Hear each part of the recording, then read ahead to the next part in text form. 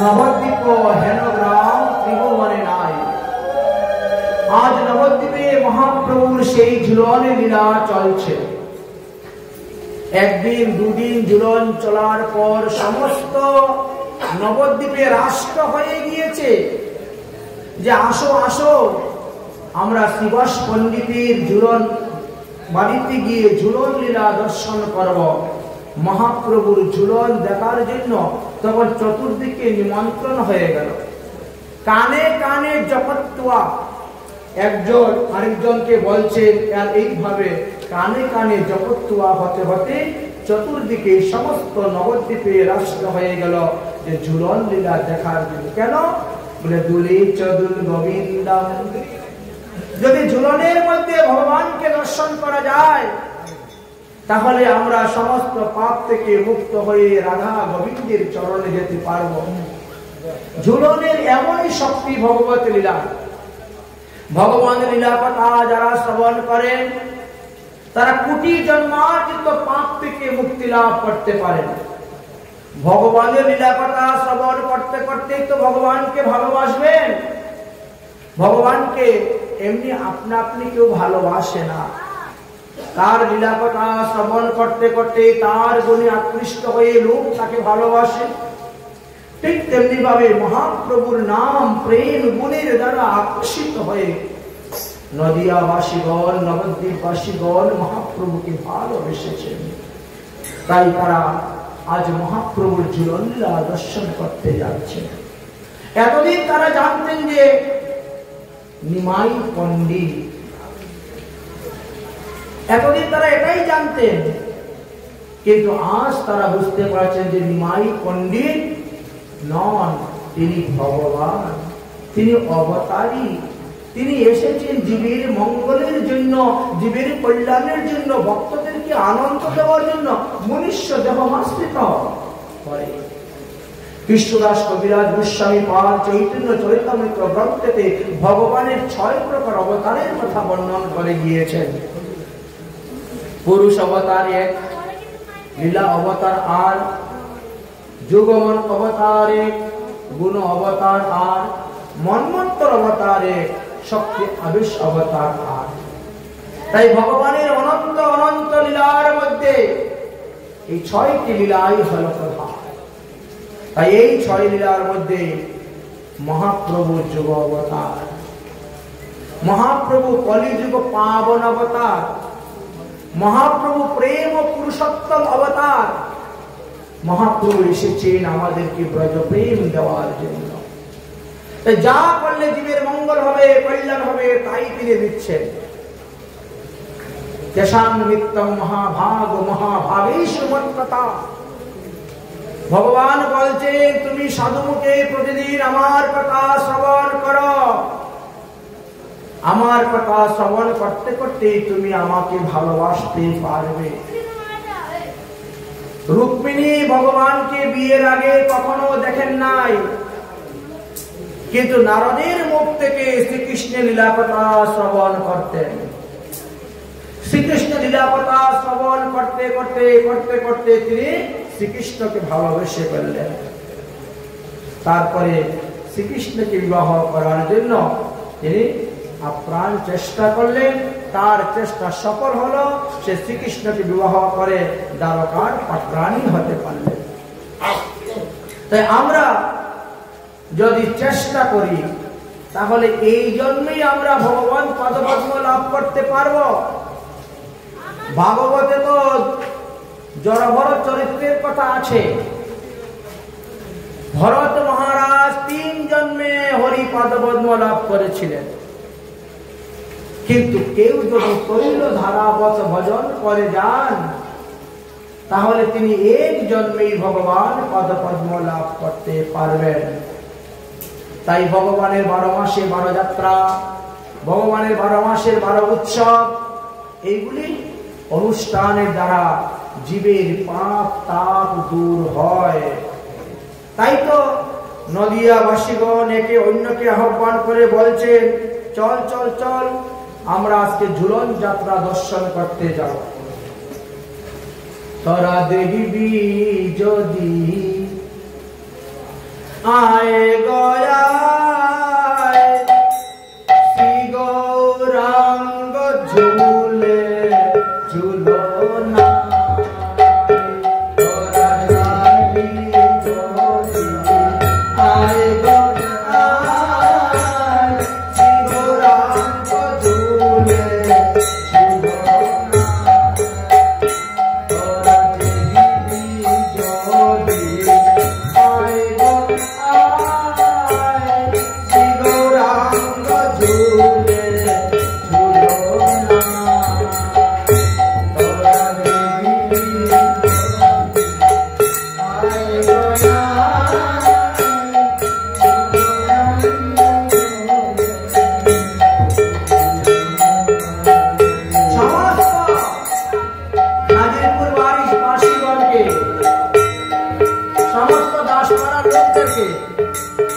আকর্ষণ করে যাকে বলা হচ্ছে আসো এই হরিপুরি মন্দিরে আজ ঝুলন লীলা হচ্ছে তোরা দেবী যদি আয় গয়ায় শ্রী গৌরাঙ্গ ঝুলে ঝুলনা তোরা দেবী যদি আয় গয়ায় শ্রী গৌরাঙ্গ ঝুলে ঝুলনা তোরা দেবী যদি আয়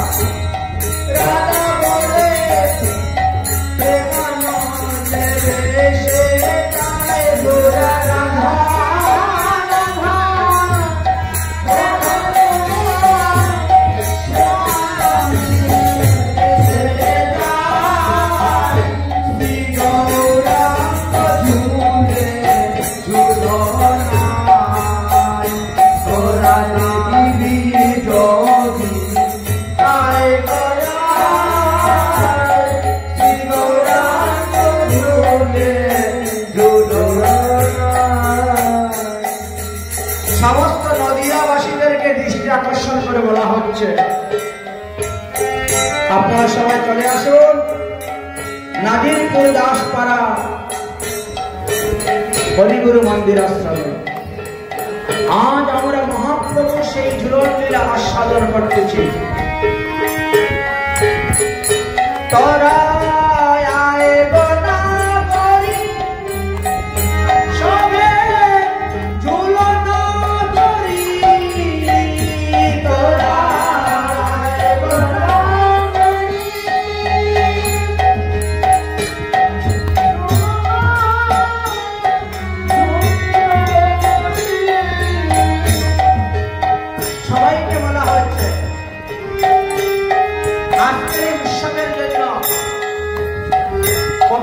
অপবিত্র, সূচি অসুচি, আচার বিচার কিছুই নাই।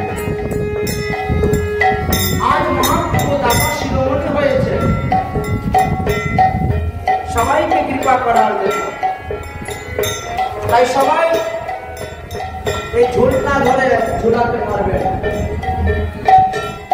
মহাপ্রভু দাতা শিরোমণি হয়েছে সব ভক্তদেরকে কৃপা করার জন্য।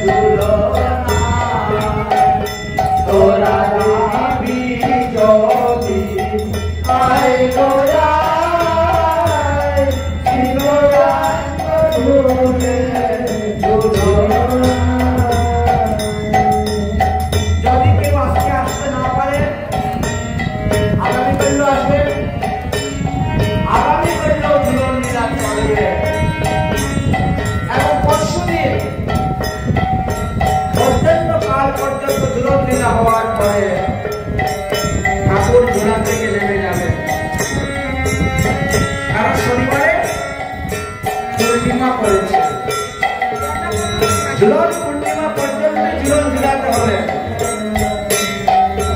প্রতিদিনে গিয়ে তো ঝুলন ঝুলানো যাবে না। তাই আর মাত্র একটা দিন সুযোগ আছে। এমন সুযোগ হাতছাড়া করবেন না। মনুষ্য জন্ম পেয়েছে ভারতবর্ষে, জন্ম সার্থক করো করি ভগবানের ভজন, ভগবানের লীলা, বড় উপকার। তাই একজন আরেকজনকে বলে ঝুলনে নিয়ে আসবেন, সবাইকে ধর্ম প্রতি অগ্রসর করবেন। ধর্মের মত, ধর্মের পথ, মহাপ্রভুর মত, মহাপ্রভুর পথ প্রচার প্রসার করবেন।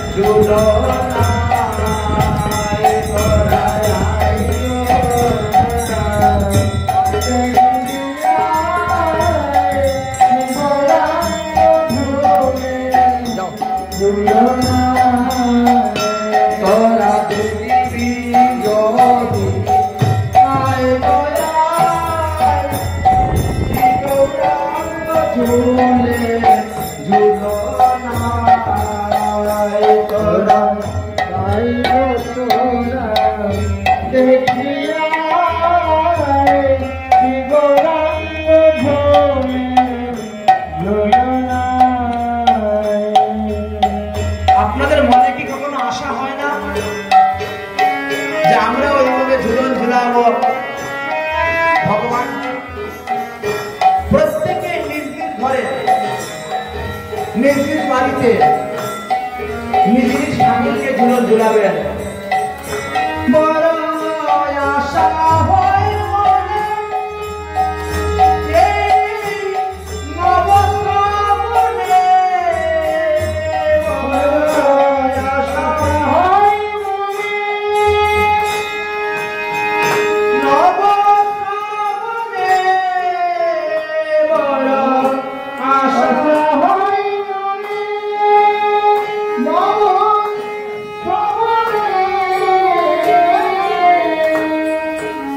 বৎসরের মধ্যে এই ঝুলন যাতে একবারই হয়।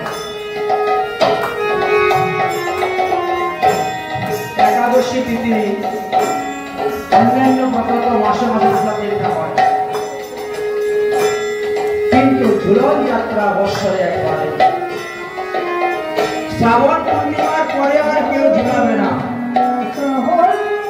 রাখি পূর্ণিমার পরে আর কেউ ঝুলাবে না। আর মাত্র 1.5 দিন বাকি আছে। বড় আশা হয় মনে, এই নবশ্রাবণে, বড় আশা হয়, এই নবশ্রাবণে, নিতাই বাবু দুনিয়ায় বসে দুর্গত জানে,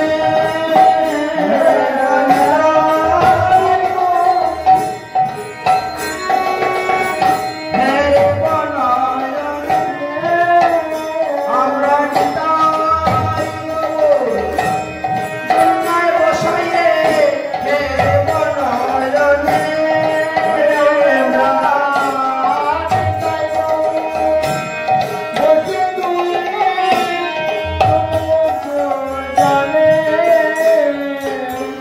শ্রী গৌরাঙ্গ ঝুলে ঝুলনা, তোরা দেখিবি যদি আয় গড়ায়, শ্রী গৌরাঙ্গ ঝুলে ঝুলনা, তোরা দেখিবি যদি আয় গড়ায়, শ্রী গৌরাঙ্গ ঝুলে ঝুলনা।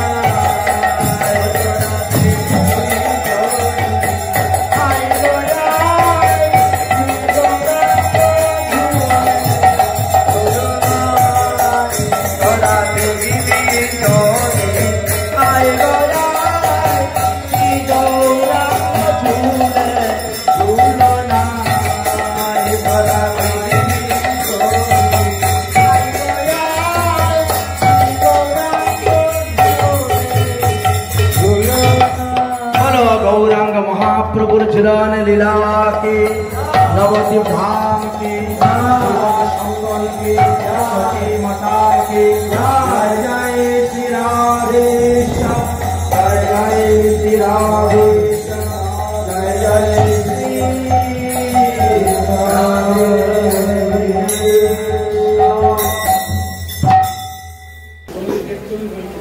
কলিযুগ পাবন অবতার শ্রী শ্রী গৌরাঙ্গ প্রভুর ঝুলন লীলার কথা আমরা এতক্ষণ আস্বাদন করতেছি। মহাপ্রভু ঝুলন ঝুলতেছেন, এই কথা ধীরে ধীরে ধীরে ধীরে সমস্ত নবদ্বীপে, সমস্ত নদিয়া, সমস্ত গৌর দেশে রাষ্ট্র হয়ে গেল। আর এখন তো সমস্ত বিশ্বেই রাষ্ট্র হয়ে গিয়েছে। মহাপ্রভু নিজে ঝুলেছেন, তিনার পরিকরদেরকে নিয়েও ঝুলেছেন, যারা অন্তরঙ্গ পরিকর ছিলেন। মহাপ্রভুর পরিকর অনেক ছিলেন, কিন্তু চৈতন্য চরিতামৃত কৃষ্ণদাস কবিরাজ গোস্বামী বললেন যে মহাপ্রভুর পরিকর মাত্র 3.5 জন ছিলেন।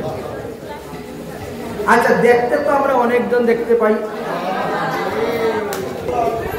মহাপ্রভু আমাদেরকে শিক্ষা দিলেন যে আমরা যদি চেষ্টা করি তাহলে ধর্ম অর্থ কাম মোক্ষ চতুর্বর্গ লাভ করতে পারবো, উপরন্ত পঞ্চম পুরুষার্থ প্রেম ভক্তি লাভ করতে পারবো। এই অনিত্য দেহ দিয়ে নিত্য বস্তু ভগবানকে লাভ করার একমাত্র উপায় হলো হরি ভজন। হরি কা ভজন করো হরি হে হামারা, হরি ভজনে নাহি জাতি কুলাদি বিচার, চারি বর্ণা স্বামী যদি কৃষ্ণ নাহি ভজে, সধর্ম করিলেও সেই রৌরবে করিয়া মজে। আমাদের জন্ম থেকে আরম্ভ করে মৃত্যু পর্যন্ত আমাদের 16টি সংস্কারের কথা বর্ণনা করে দিয়েছে। 16 সংস্কার করা সত্ত্বেও যদি আপনি হরিভজন না করেন তাহলে আত্মার উদ্ধার করতে পারবেন না, আত্মার অগ্রগতি করতে পারবেন না, জীবাত্মাকে পরমাত্মার সঙ্গে মিলন করতে পারবেন না। ভগবানের সাহিত্য মুক্তি, সাহিত্য মুক্তি, সাহিত্য মুক্তি, শাস্তি মুক্তি এই সমস্ত মধ্যে কোনটাই লাভ করতে পারবেন না। যদি লাভ করতে চান তাহলে হরিভজন করুন, হরিভজন করুন। তাই পঞ্চম পুরুষার্থ সেই প্রেম মহাধন। মহাপ্রভু আজ দাতা শিরোমণি হয়ে এসেছে, তাই যাকে তাকে এই প্রেম দান করে গিয়েছেন। পঞ্চম পুরুষার্থ এই প্রেম মহাধন। কৃষ্ণ মাধুর্য রসকারে করে আস্বাদন, প্রেম ভক্তি হয়ে কৃষ্ণ নিজ ভক্ত বোস, প্রেম ধনে পাই কৃষ্ণের সুখ সঙ্গ সুখ। তাই ভগবানকে পাওয়ার একমাত্র উপায় হলো ভক্তি। শাস্ত্রে বলছেন কলৌক কেবলা ভক্তি ব্রহ্ম সাজর্য মুক্তি। এই কলিযুগে একমাত্র ভক্তির দ্বারাই আমরা মুক্তি লাভ করতে পারব, ভক্তির দ্বারাই ভগবানকে পাব। সেই ভক্তি পথ ভক্তিময় তত্ত্বকথা আমাদেরকে প্রকাশ করে গিয়েছে। তাই মহাজনগণ বলছেন আজ আমার গৌর সুন্দর নবদ্বীপ ধামে বসে ঝুলন লীলা ঝুলন করে যাচ্ছেন। দেখো তো ঝুলত গৌর কিশোর, দেখো তো ঝুলত, দেখো তো ঝুলত গৌর কিশোর, দেখো তো ঝুলত অপরূপ দ্বিজ মনিয়া, অপরূপ দ্বিজ, অপরূপ দ্বিজ মনিয়া, অপরূপ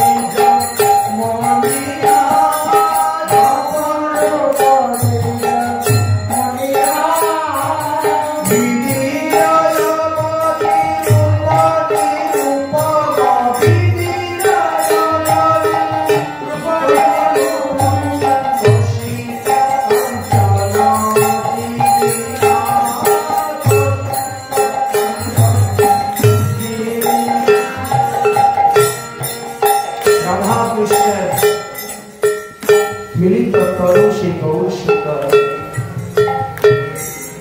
বিনা রূপে বর্ণন দিবেন এমন কোন বস্তু পৃথিবীতে নাই।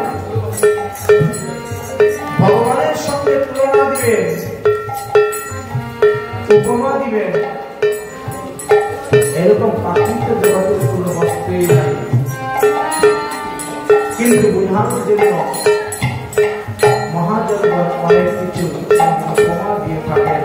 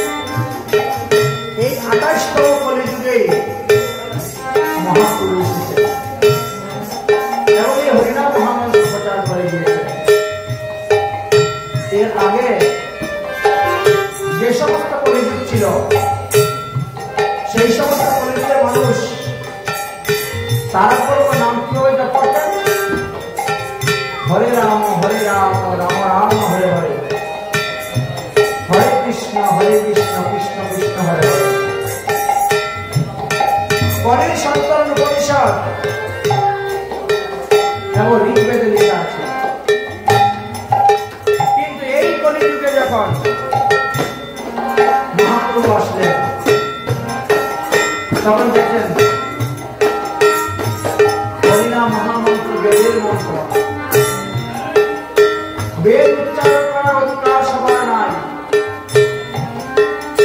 একবার একমাত্র বিরাতি ব্রাহ্মণদের অধিকার। তাহলে ক্ষত্রিয় বৈশ্য শূদ্র স্ত্রীগণ কি উদ্ধার হইবে? তাই মহাপ্রভু নিচের লাইনটাকে উপরে নিয়ে গেলেন আর উপরের লাইনটাকে নিচে নিয়ে এসেছেন। এনে বলেন এখন এটা আর বেদের মধ্যে রইল না, বেদের বাইরে হয়ে গেল। অতএব এই মহামন্ত্র সকলেই জপ করতে পারবে। তাই এই কলিযুগকে সত্যতেতা দাপর হইতে শ্রেষ্ঠ বলা হয়েছে।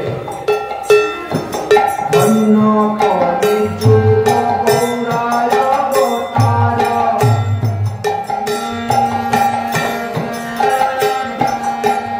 এই সপ্তম মন্বন্তরের 28তম কলিযুগ, এটা ধন্য যুগ। এই কলিযুগকে ব্যাসদেব প্রণাম করেছেন, সুখদেব প্রণাম করেছেন। প্রণমী হোক কলিযুগ সর্বযুগ সার, সব যুগের সার। ধন্য কলিযুগ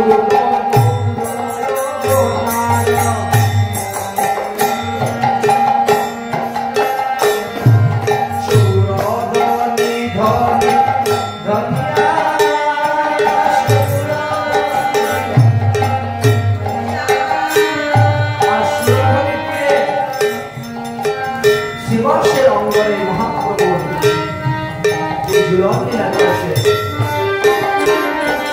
সুরধনি ধনি ধনিয়া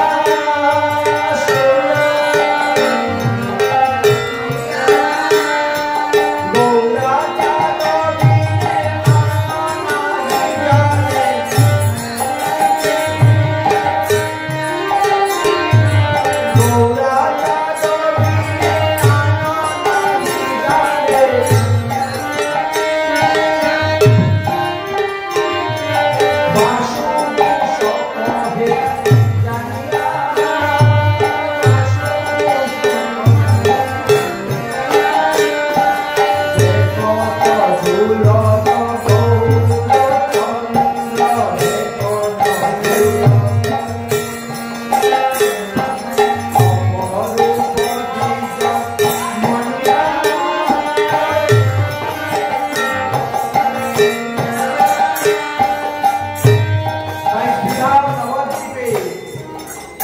আজ সেই ঝুলনে লীলা। এই বাসুদেব ঘোষ তার মহাপ্রভুর সঙ্গেই ছিলেন, মহাপ্রভুর সঙ্গে স্বরূপ ছিলেন। তারাই মহাপ্রভুর ভাব বুঝে গান করতেন, পদ রচনা করে পদ কীর্তন করতেন। ভগবতের কৃপায় আমরা সেই পেয়েছি। এইভাবে মহাপ্রভু ঝুলন ঝুলতে ঝুলতে বৃন্দাবনের ভাবে ব্রজের ভাবেতে ভাবিত হয়ে গেলেন। মহাপ্রভু তখন নিজে বৃন্দাবনের লীলাকে স্মরণ করে সমস্ত ভক্তদেরকে তিনি বলছেন আমরা যেমন এভাবে ঝুলন ঝুলতেছি অহিস্বরূপ, সেইভাবে শ্রীধাম বৃন্দাবনেও সবাই ঝুলন ঝুলতেছে। তাই ব্রজের ভাবে ভাবিত হয়ে গৌর ভক্তগণ মহাপ্রভু পঞ্চত্বগণ সবাই ব্রজের ভাবে বিমূঢ় হয়ে সেই ব্রজের দেহকে চিন্তন করতে করতে তারা সেই ব্রজের ঝুলন যাত্রার লীলাতে ডুবে গেলেন। মহাপ্রভু তাদেরকে বর্ণন করছেন। স্বরূপ দামোদর আদি ভক্তগণ সেজন্য আস্বাদন করছেন। বলে শ্রীমতী রাধারানী যখন জাবর থেকে রওনা হয়ে বর্ষানাতে আসছেন, তখন তিনি রাস্তার মধ্যে দেখতে পেলেন কদম্ব শাখার মধ্যে খুব সুন্দর ঝুলন ঝুলতেছে। সেই বনের নামই হলো কদম খণ্ডী। বর্ষানা হইতে 1.5 থেকে 2 কিলোমিটার দূরেই এই কদম খণ্ডী অবস্থিত। কিন্তু ঘুরিয়ে গেলে 5-6 কিলোমিটার হয়ে যায়। সেই কদমখণ্ডটি বিশ্ববাবু মহারাজ সুন্দর করে আজমিনগুলা সাজিয়েছে। এইটা একটা ব্রজধামের বিরাট বড় উৎসব। আপনাদের বঙ্গদেশে যেভাবে সব থেকে বড় উৎসব মনে করেন আপনারা দুর্গা পূজা,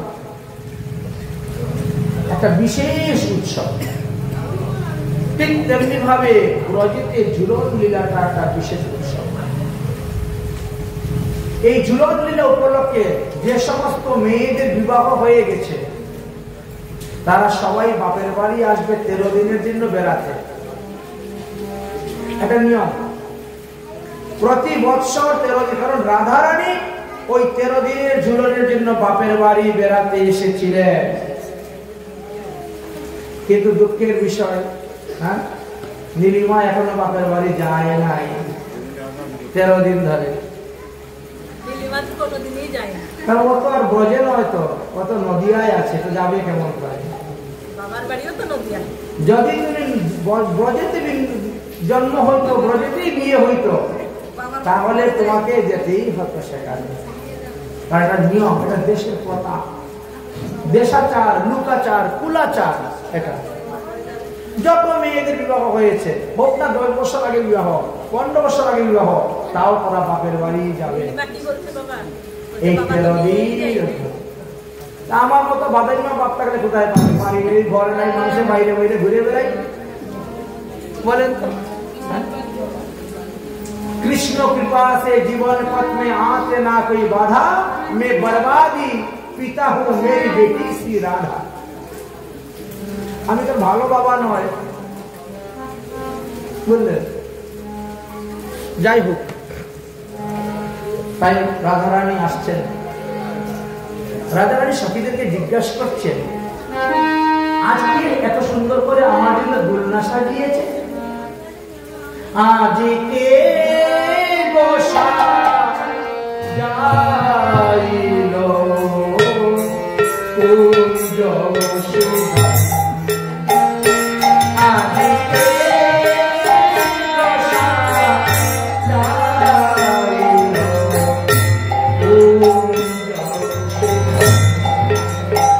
এই জীবন যিনি সাজাবেন তিনি বহু পুণ্য অর্জন করতে পারেন। রাধারানী তো কুঞ্জের মধ্যে জীবন করেছেন, বিভিন্ন গাছ, বিভিন্ন লতা পাতা, বিভিন্ন গাছে ডাল থাকবে। আজকে বসা যাইল কুঞ্জ সুধা,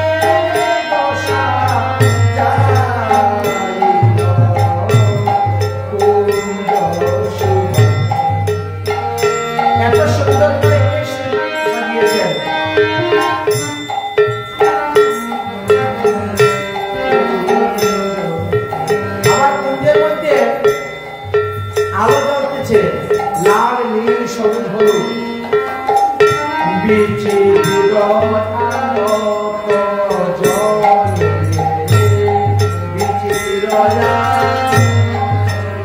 কিসের মধ্যে জ্বলছে? বিভিন্ন ফুলের মধ্যে, ফুল থেকে প্রকাশ বেরোচ্ছে, বিচিত্র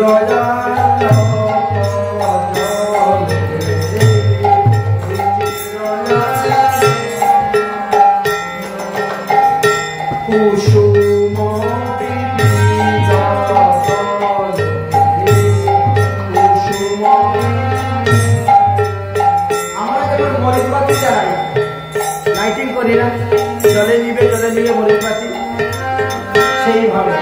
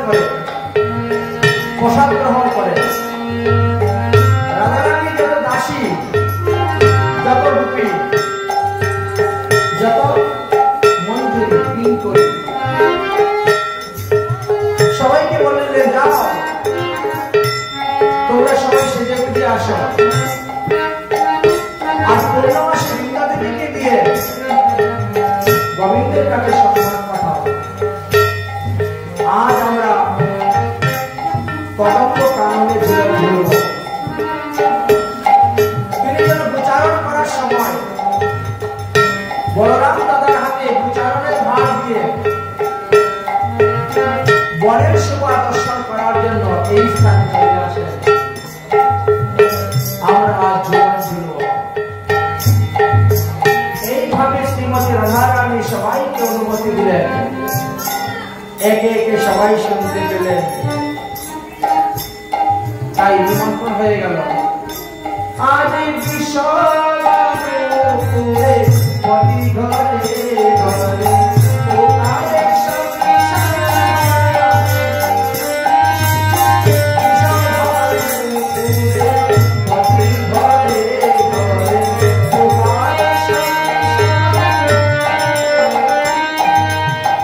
সকালবেলা ঘুমের থেকে উঠে বলে দিলেন, সবাইকে নিমন্ত্রণ দেওয়া হলো, তোমরা কিন্তু আজকে ঝুলনে আসবে।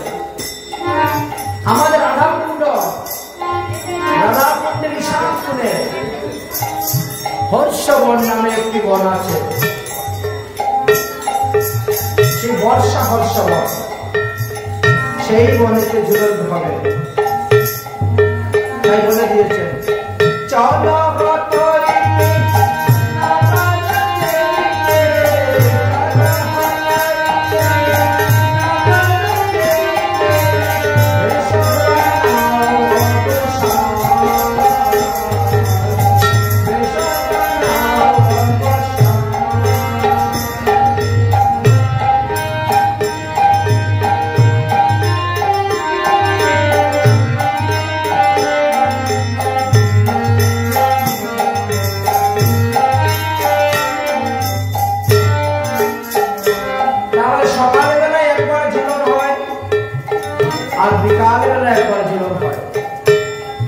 সকালবেলা হলো 8:36 মিনিট।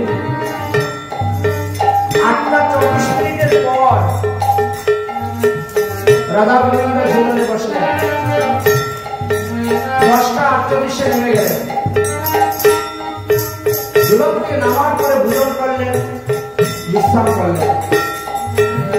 আবার বিকালে রওনা হলেন অভিসারে। প্রথমে ঝুলন লীলা হবে, তারপরে রাসলীলা। ঝুলনের পরেই রাস হয়। এই জন্য সকালবেলা ঘুমের থেকে স্নান করে ললিতা বিশোধা রাধারানীকে সাজিয়ে নিয়ে রওনা হলেন ঝুলনে। ললিতা বিশোধা সাজাইয়া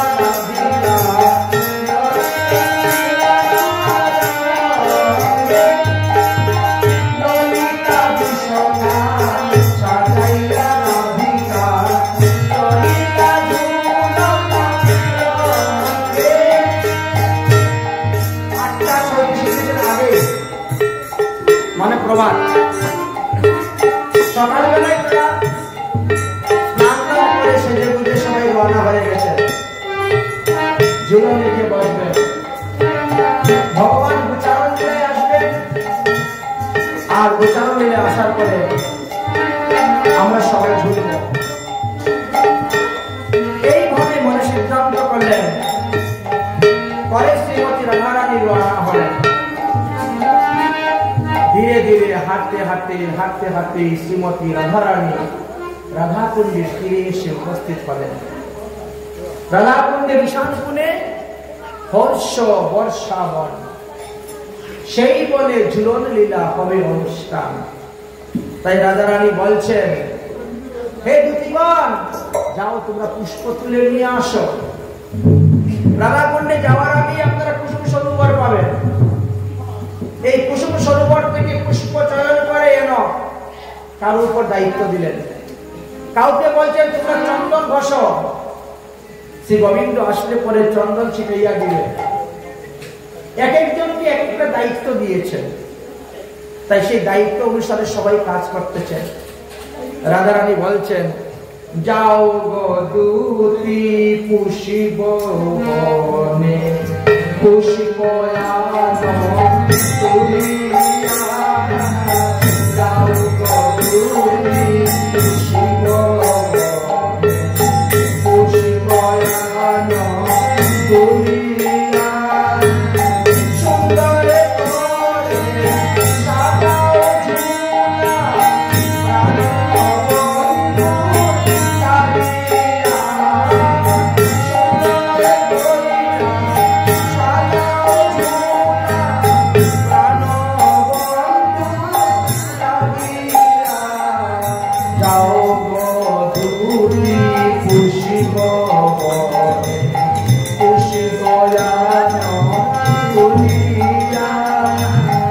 শ্রী গোবিন্দ আসবেন, তাই গোবিন্দের জন্য ঝুলন সাজাও বিভিন্ন রকম পুষ্প দিয়া। কি কি পুষ্প আনবে? জুই, চাপা, চন্দ, সখী তুলিয়া। জুই, চাপা, চন্দ, আনন্দ সখী তুলিয়া। নবরঙ্গে সাজাও ঝুলা, প্রাণবন্ত লাগিয়া। নবরঙ্গে সাজাও ঝুলা, প্রাণবন্ত লাগিয়া। যাও বধূরে খুশি খুশি দয়াল করিয়া।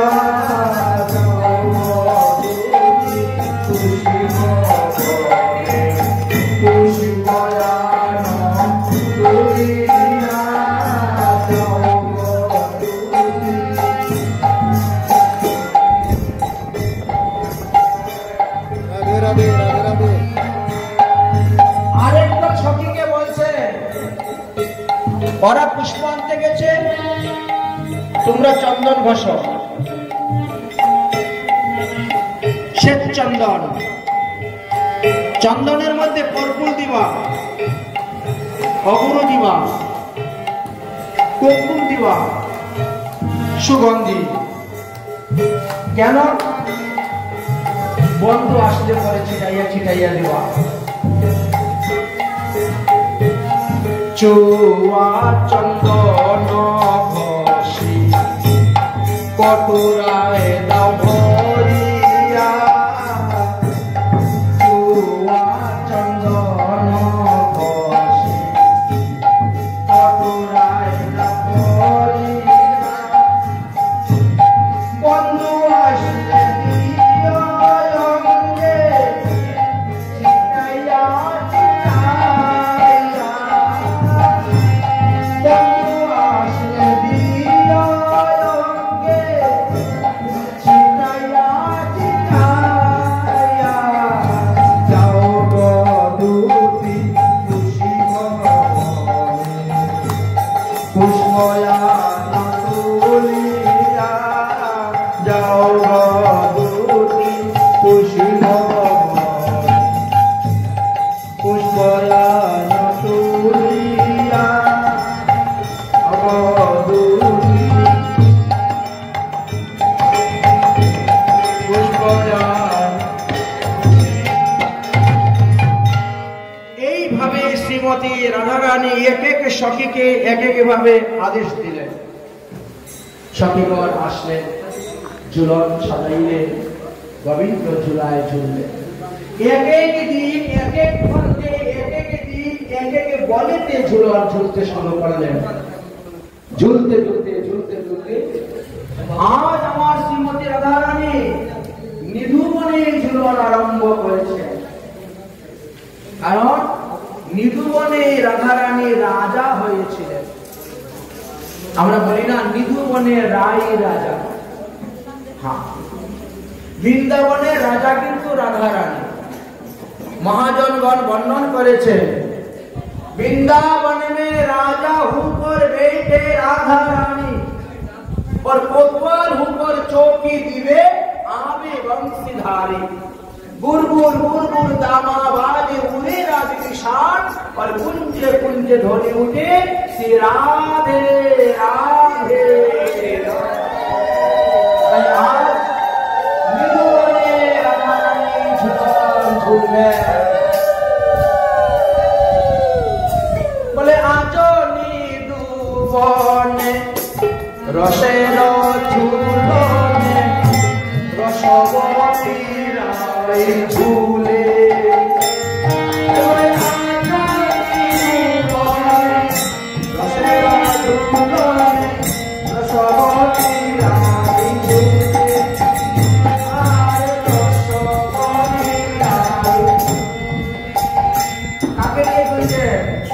গোবিন্দকে। ভগবান হলেন রসিক নাগর, তাই রসিক নাগরকে পেতে গেলে রসের দ্বারা ভজন করতে হয়।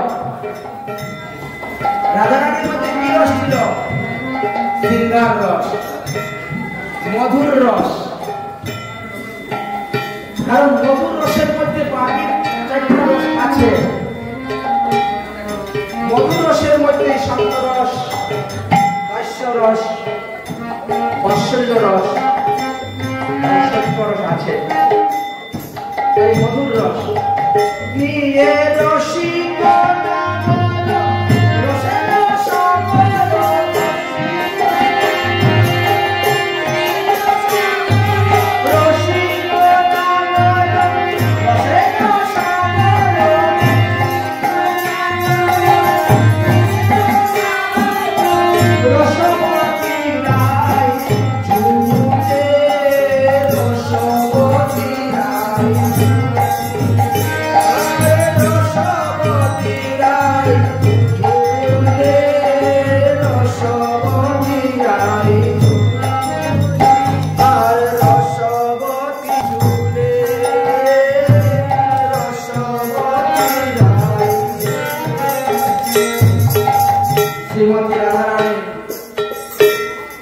শ্রীকৃষ্ণকে নিয়ে বলতে রসিক নাগর, রসের রস নাগর। রসিক কাকে বলা হয়? রস কণিতে জানে যদি তবে তো বলি রসিক। বেরসিক লোকের কাছে রসের কথা বলতে নাই। এই কথাটা ব্রজের গোপীরা বলেছে। উদ্ধব যখন এসেছিলেন গোপীদেরকে সান্ত্বনা দেওয়ার জন্য, তখন গোপীরা জিজ্ঞাসা করলেন শ্রীকৃষ্ণ মথুরায় কেমন আছে? তিনি কি গোপীদের কথা মনে করেন? তিনি কি আর কখনো ব্রজে আসবেন? তিনি কি মাতাপিতাকে দেখার জন্য একদিন আসবেন না? কিন্তু উদ্ধব তার প্রশ্নের উত্তর দিতে পারল না। তখন এক গোপী বলছিল, একটা বেরসিক লোক রসের কথা কি জানেন? তার কথা বললে লাভ হবে না। তাই রাধা কৃষ্ণের এই জীবন লীলা বুঝিবে রসিক ভক্ত, না বুঝিবে আর। যারা রসিক ভক্ত রসের ভজন করে না, তাদের কাছে এগুলা খেলা বলে মনে হয়, ভালো লাগবে না। আজ রাধারানী ঝুলন ঝুলতে ঝুলতে গোবিন্দকে বলছেন, গোবিন্দ তুমি আমাকে বাঁশি বাজাতে শিখাবে? তোমার এই বাঁশি আমার জাত ফুল মান সব নিয়ে গেছে। তুমি যেমন বাঁশিতে রাধা রাধা করে ডাকে আমাকে পাগল করছ, আমি যেমন বাঁশি বাজার শিল্প, আমিও তোমাকে নাম ধরে রাখবো।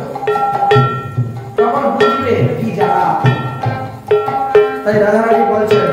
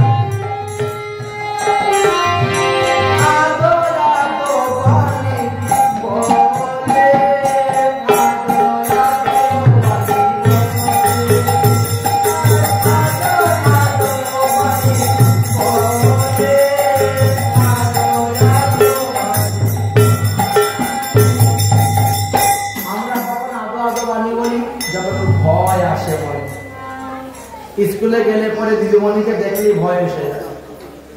বাড়িতে 10 বার লেখাপড়া শিখে মুখস্থ করে গেছি, দিদিমণি যখন উঠো বলো তো, তখন হাত পা কাঁপতে শুরু হয়, যা শিখে এসেছিল সব ভুলে যায়। তখন আদো আদো বাণী হয় না। কৃষ্ণের হাত থেকে বাঁশিটা টেনে নিয়ে গেছেন রাধারানী। আবার আদো আদো বাণী দ্বারা বলছেন আমাকে আজকে বাঁশি বাজানো শিখেন। গোবিন্দ বলছেন বাঁশি তো একটা, অন্যান্য দিন তো আমি 3টা 4টা বাঁশি নিয়ে আসি, একটা বাঁশি, একটা বংশিকা, একটা মুরলী, হ্যাঁ এইভাবে নিয়ে আসি অনেক, কিন্তু আজকে তো আমি একটাই এনেছি। অতএব এক বাঁশি দিয়ে আমি বাজাবো না তুমি বাজাবে, শিখবে কেমন করে? রাধারানী বললে শিকার একটা কৌশল আছে, যদি তুমি শিখাতে চাও শিকার কৌশল আছে। বলে কিরকম? বলে দেখো বাঁশিটা তুমি এক হাত দিয়ে ধরবে, আমি এক হাত দিয়ে ধরবো। তাহলে কৃষ্ণ এইভাবে ধরলেন আর রাধারানী গোবিন্দর গলা জড়িয়ে এইভাবে ধরলেন, বুঝেছেন? রাধারানী ডাইন হাত দিয়ে ধরবে, কৃষ্ণ বাম হাত দিয়ে ধরছেন। এবার ফু দিব কেমন করে? বলে দুজনেই একসঙ্গে ফু মারবো। আচ্ছা বাঁশির ছিদ্র তো ফু দেওয়ার একটাই, ধরার না হলে 8টা আছে, এইদিকে 4 আঙ্গুল এইদিকে 4 আঙ্গুল 8টা ধরতে পারে, কিন্তু ফু দেবার ছিদ্র তো একটাই, সেটা আবার কেমন করে হবে? রাধারানী বলেছেন হবে হবে হবে, তোমার শিখাবার ইচ্ছা থাকলে হবে। অধরন্দ্র তুমি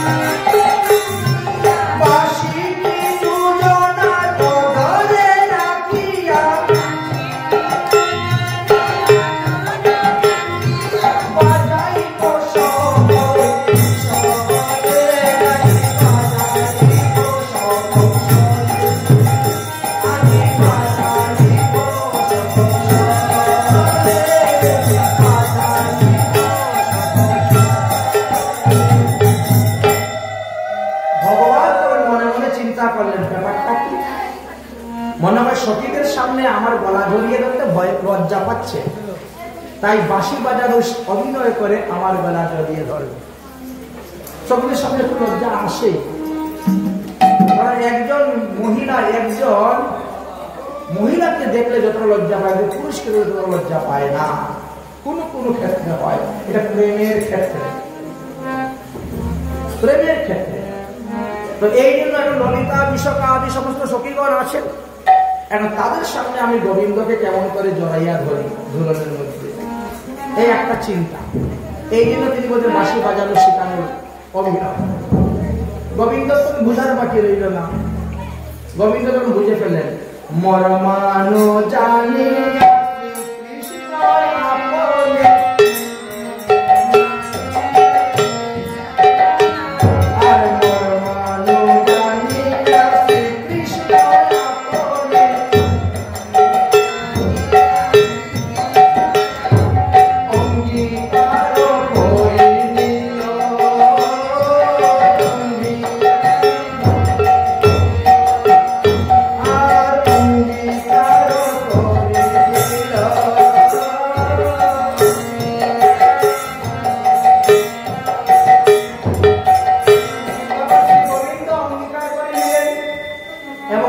বাঁশি বাজানো শেখাতে শুরু করেছেন। সখীরা তখন খুব জুড়ে জুড়ে দুলনাকে ঝুলাতে শুরু করেছেন, এমন জুড়ে দুলনাকে ঝুলাতে শুরু করেছে রাধারানী মনে করতেছেন হয়তো আমি এখন দুলনা থেকে পড়েই যাব, এত স্পিডে। তাই তিনি ভয়ে ভীত হয়ে চোখ মুজে বাঁশি ছেড়ে দিয়ে সামনে জড়িয়ে ধরেছেন। আর সেইটাই দেখার জন্য তো বুকিগণ সখীগণ তাহা দেখেই আনন্দ পাচ্ছেন, সুখ পাচ্ছেন। আর সবাই কি বলছেন? রাইনি কুঞ্জে ঝুলেছে, রাইনি কুঞ্জে, রাইনি কুঞ্জে ঝুলেছে, রাইনি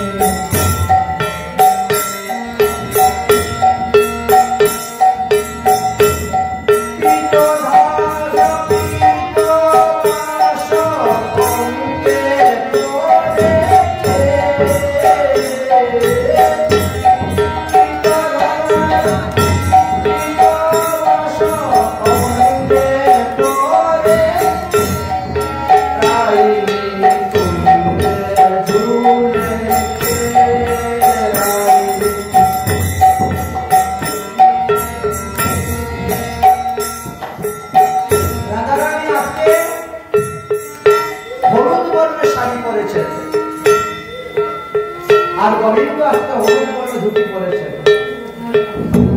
আচ্ছা, কেন রাধা রানী হলুদ বর্ণ শাড়ি পরেছেন? আমরা যখন স্তুতি পাঠ করি তখন বলে নীল শাড়ি, নীল পাইরের শাড়ি। এটা হলো আজকের দিনের বিশেষ শাড়ি। শ্রীমতী রাধারানী বৃহস্পতিবারে হলুদ রঙের শাড়ি পরেন, গোবিন্দ হলুদ রঙের ধুতি পরেন। শুক্রবারে পরেন ঘিত বা নীল বিচিত্র কালার, শনিবারে পরেন নীল, রবিবারে লাল, সোমবারে সাদা, মঙ্গলবারে গোলাপি আর বুধবারে সবুজ। এই 7 দিনে রাধারানী 7 রকমের পোশাক পরিধান করেন। গোবিন্দ 7 দিনে 7 রকম পোশাক পরিধান করে থাকেন। তাই আজ হলুদ বর্ণ পীতবসনের বস্ত্র পরে এসেছেন।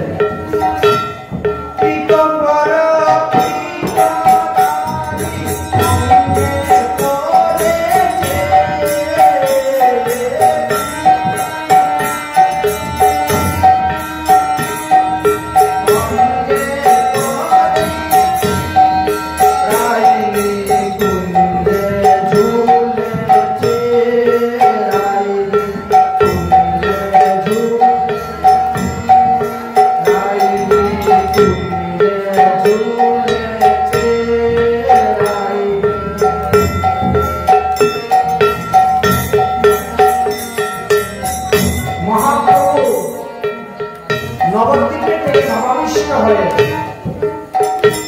সেই বৃন্দাবনের লীলা স্মরণ করে বর্ণন করতেছে। আমরা যেমন মধ্যকালীন ভোগরতের কথা স্মরণ করি, ঠিক তেমনিভাবে জীবন লীলা স্মরণ। অন্তর বাহ্য দুইত সাধন, বাহ্য দেশে পরিভক্ত শ্রবণ কীর্তন, আর মনের সিদ্ধ দেহ করিয়া ভাবন রাত্রির দিনতে রাধা কৃষ্ণের চরণ। এই সখীরা রাধা গোবিন্দকে ঝুলাচ্ছেন আর মনের আনন্দে তারা গান গাচ্ছেন। এক এক সময় এক এক রাগ রাগিনীর দ্বারা, এক এক সময় এক এক রকম সুরের দ্বারা সেই লীলা গান কীর্তন করে যাচ্ছেন। আমাদের পদকর্তাগণ সেই সমস্ত লীলাকে স্মরণ করে আর আমাদের জন্য ধরে এগিয়েছে। আর সুন্দর রাধিকার শরণে ঝুলে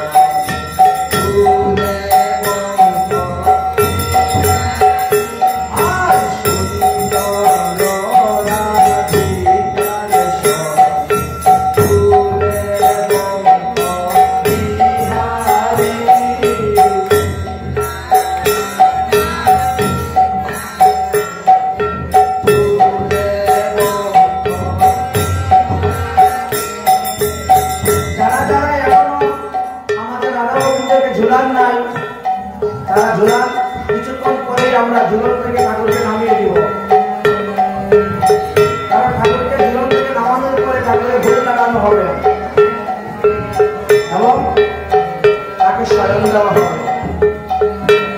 তাই যারা যারা এখনো ঝুলান নাই তারা ঠাকুরকে ধরে ঝুলিয়ে নেন।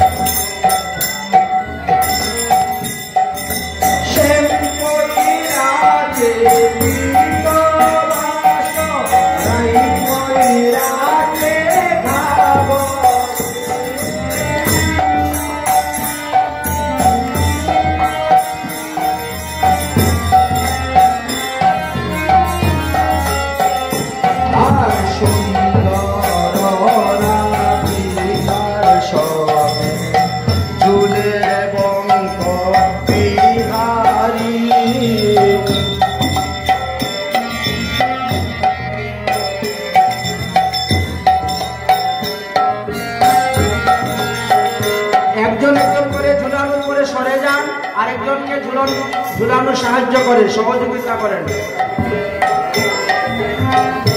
চোরাতে ময়ূরে পাকা কি শোভা হইয়াছে বাঁকা, ময়ূরের পাকা কি শোভা হইয়াছে বাঁকা, চোরাতে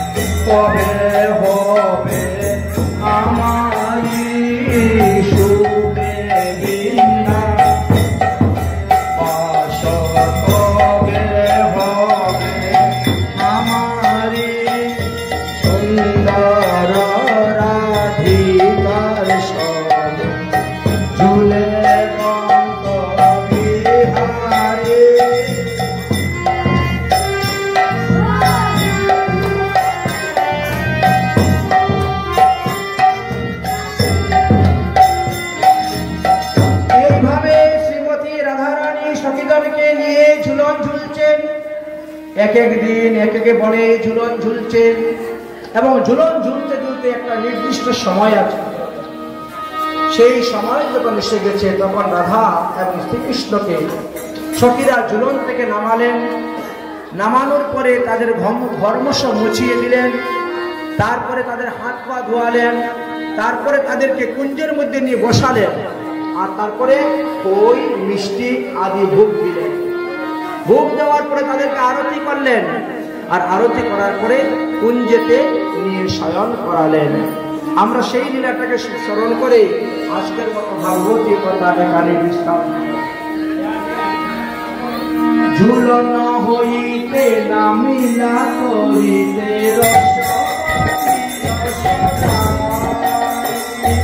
ঝুলন হইতে নামিলা করিতে ঝুলন হইতে ঝুলন হইতে নামিলা করিতে রসবতী রসরায়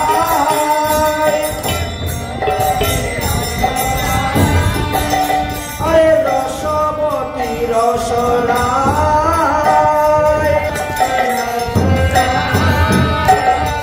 ফুলন হইতে নামিলা ধরিতে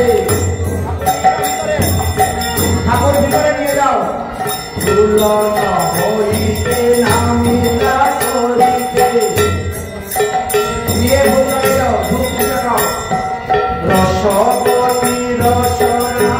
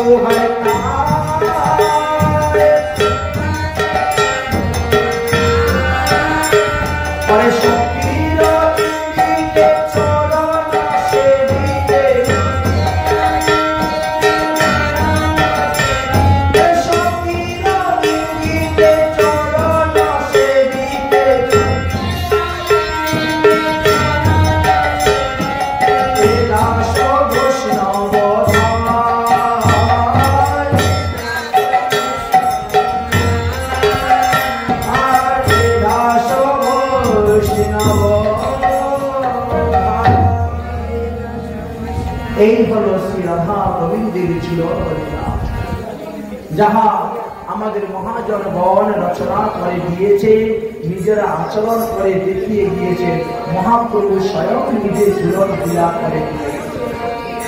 আমরা সেই জীবনলীলা কিন্তু আস্বাদন করলাম। আজকের মতো ভাগবতীয় কথা আমরা এখানে বিশ্রাম দিব। পাঠের পরের যে গানটা আছে সেই গানটা আমরা এখন সংক্ষেপে গেয়ে নিব।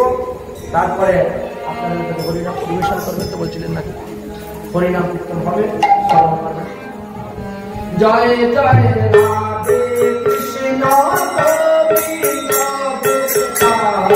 রাধে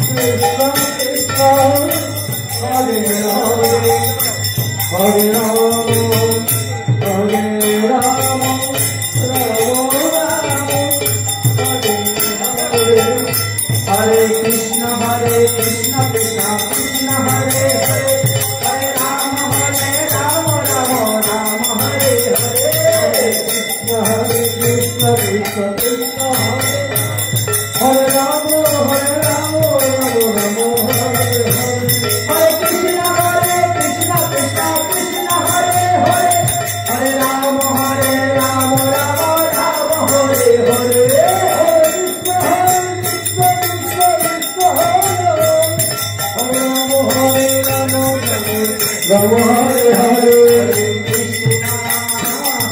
कृष्ण कृष्ण कृष्ण हरे हरे हरे राम राम राम